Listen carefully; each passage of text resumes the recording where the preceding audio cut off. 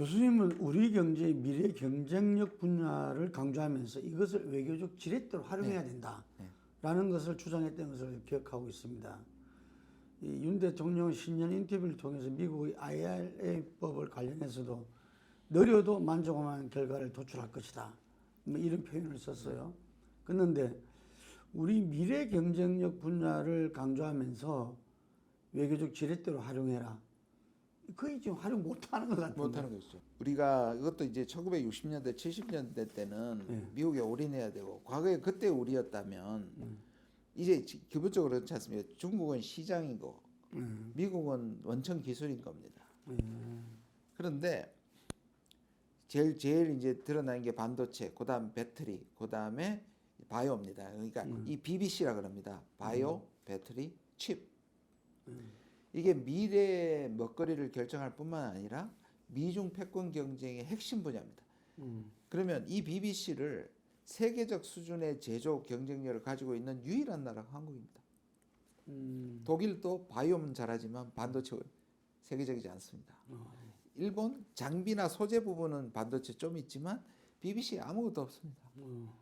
그러니까 미국은 이게 두 가지 목적이 있습니다. 바이든의 대외 정책을 뭐라 하냐면 미국의 중산층을 위한 대외 정책이라고 못 박습니다. 이게 무슨 말이냐면 자기들이 트럼프한테 패배했을 때 이유가 소위 말하는 러스트 벨트, 퇴력한 기계, 조선, 자동차 이 지역에서 노동자들이 자기들한테 등을 돌려가지고 트럼프가 된 거 아닙니까? 이들의 일부가 트럼프한테 실망해서 돌아와서 자기가 대통령이 됐습니다.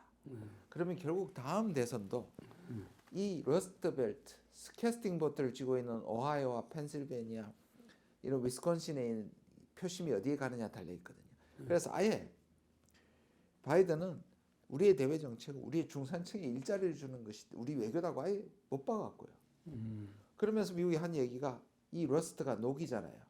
이 러스트를 벗겨야지 우리가 이긴다거든요. 그럼 이 러스트를 벗기는 게 뭐냐면 여기에 제조업을 다시 부흥시킨다. 그게 바로 다시 옛날 기계나 조선으로 가는 게 아니라 BBC. 이 BBC를 미국에 쓰는데 이게 오래 걸릴 거 아닙니까? 그럼 뭐냐? 이 경쟁력을 가지고 있는 국가들을 투자시켜서 미국의 경쟁력을 회복하겠다는 겁니다. 그게 핵심이 우리입니다. 우리는 다 갖고 있거든요. 전부 다 선두권입니다. 그러면 이게 우리한테 힘이 돼야 되죠. 무슨 말이냐면 반도체나 BBC도 원천 기술은 미국이 다 갖고 있습니다. 장비도 그렇고요. 그다음 시장은 중국입니다. 그럼 우리는 이게 하나의 둘 사이에서 우리의 리스크입니다. 시장을 무기로 우리를 압박할 수 있고 원천 기술에서 압박함. 분명히 이건 우리한테 리스크입니다. 근데 동시에 이건 우리의 카드입니다. 미국이 우리 도움 없이는 절대로 못한다는 뜻입니다. 미국이 우리가 핵심이에요. 우리가 만약에 우리가 투자하지 않으면 그 계획은 다 어그러집니다. 중국이 만약 이거를 우리가 미국 쪽으로 다 가져가면 중국의 반도체 굴기 제대로 못합니다. 무슨 말씀이냐면 위험도 리스크도 있지만 우리한테는 자산인 거예요. 예를 들어서 이런 겁니다.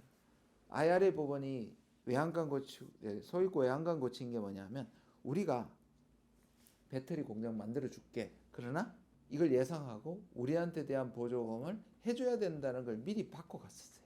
그러니까 우리가 갖고 있는 걸 투자할 때 조건부로 투자를 해야 하는 겁니다. 그런데 지금 이 BBC, 삼성, LG, SK 전부 다 뭐 했습니까? 아무 조건 한다고 다 줘버렸습니다. 주고 난 다음에 IRA라는 뒤통수를 맞은 거잖아요. 잘 보시면 작년 5월 21일에 바이든이 와서 우리는 안보를 얘기하고 혈맹을 얘기했는데 바이든 다 누구 만났습니까? BBC CEO들을 만났잖아요. 맞습니다. 그거를 우리는 중간에 우리 정부가 끼어들어서 미국하고 치열한 협상을 했어야 되는 겁니다. 안 해서 지금 이런 결과들이 다 나타나요.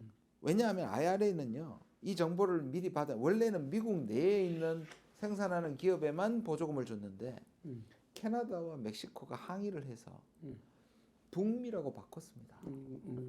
그러면 우리도 똑같이 그렇게 했었어야 되는 거예요.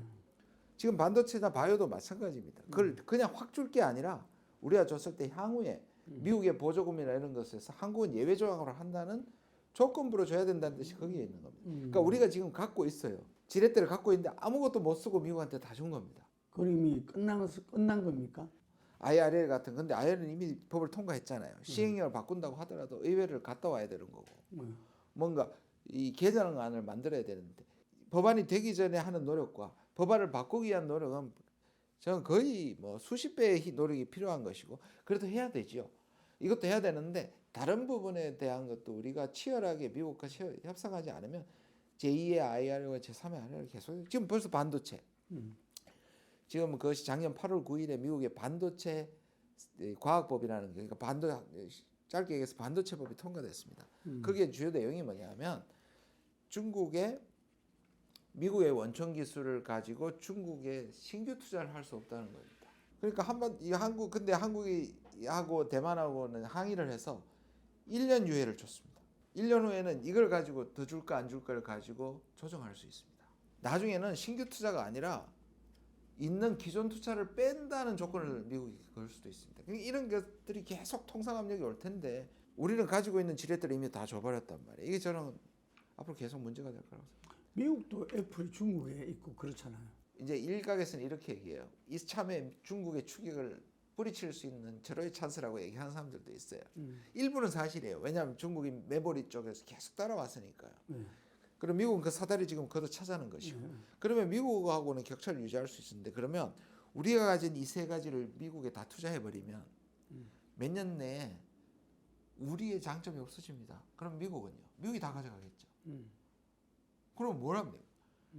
그러니까 결국 우리가 지금 최고로 우리가 활용하기 좋은 지렛대를 사용 못하고 미국하고 격차가 좁아지고 미국이 한국을 더 이상 필요하지 않을 때는 더 강한 걸 요구하겠죠. 빼라 그러겠죠. 거기서 이제 인용이 많이 되는 게 TSMC 네. 대만에 네. 이것 때문에 지금 이제 그 중국이 대만을 막 함부로 못한다. 네. 미국이 적극적으로 그 부분에 대해서는 공동명체로 갈 수밖에 없다. 이런 말 하거든요. 그래서 그걸 실리콘 쉴드라고 그럽니다. 실리콘 방패라고 얘기합니다. 그러니까 이 반도체 때는 세계 누구한테도 중요하고 미국한테도 중요하고 중국한테도 중요하니까 못 때린다는 건데 그런데 이게 이제 어느 순간에 중국이 이럴 수가 있거든요. 중국의 무서운 점은 뭐냐면 중국은 미국이 첨단 제품은 안 하겠지만 중국은 자체 내에서 소위 말해서 이 자기 안에서 견딜 수 있는 유일한 나라입니다. 무슨 말이냐면 세계 모든 것을 생산해서 도메스틱 밸류 체인으로 살아남을 수 있는 사람이 유일한 국가예요. 모든 제품을 생산할 수 있으니까요. 물론 과거와 같이 첨단 제품을 생산해서 다른 나라에 파는 것도 못하기 때문에 중국이 위축이 되겠죠. 그러나 중국의 내수 시장은 몇십 년이고 견딘다는 거예요. 그래서 제가 중국의 외교관이 직접 한 말인데요. 미국이 펀치 게임을 하면 중국은 맷집 싸움을 한다는 거예요. 중국은 길게 보는 거예요. 그렇게 됐을 때 중국은 견디는데 그 견디는 와중에 모든 걸 차단시켰을 때 그럼 한국은 어떻게 할 것이냐. 미중 사이에서. 중국이 아까 말씀드린 것처럼 한국이란 약한 고리를 때릴 때는 우리를 어떻게 할 것이냐. 이게 이제 관건이죠.